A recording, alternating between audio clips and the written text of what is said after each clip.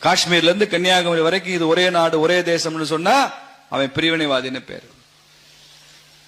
வீர சாவர்கரும் பசும்பொன் தேவரும் வஉசியும் மிகச்சிறந்த தேசிய தலைவர்கள் சொன்னா அவன் வகுப்புவாதின்னு பேர்.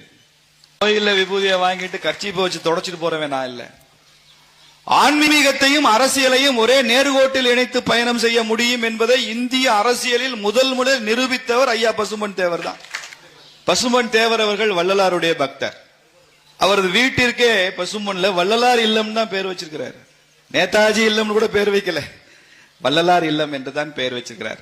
தமிழ்நாட்டில் மிக முக்கிய தலைவர்களாக யாரையெல்லாம் அவர் மதித்தாரோ அவர்களுடைய புகைப்படம் எல்லாம் வச்சிருக்கிறார். ஐயா வஉ சிதம்பரம் பிள்ளையுடைய படம் அங்க இருக்கு, கப்பலோட்டிய தமிழனுடைய படம் இருக்கு. இப்ப வஉசி மேல எவ்வளவு பெரிய மரியாதையோடு இருந்திருக்கிறார்.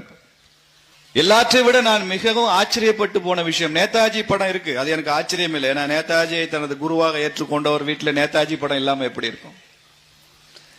நான் மிகவும் அதிசயித்து போன ஒரு புகைப்படத்தை பார்த்தேன்.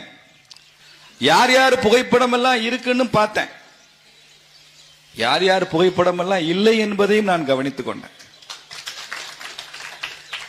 குறிப்பா இந்த தமிழ்நாடு யாரோட மண்ணுன்னு 60 வருஷமா உளறானோ அந்த படம் எல்லாம் அங்க இல்லை. அந்த பாவத்தை தேவர் செய்யவே இல்லை.